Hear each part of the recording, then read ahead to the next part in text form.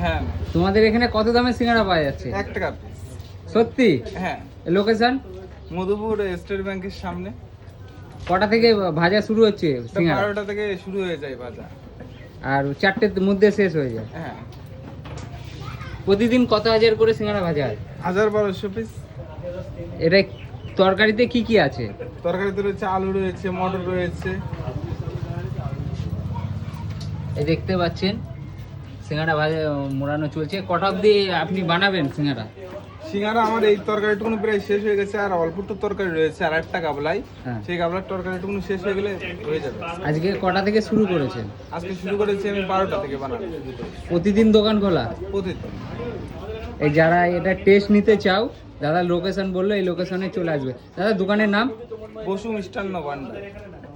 এখানে সিঙ্গাড়া ছাড়া আর কি কি পাওয়া যায়? সিঙ্গারা ছাড়া খাস্তা পাওয়া যায়, পরোটা পাওয়া যায় সকালে।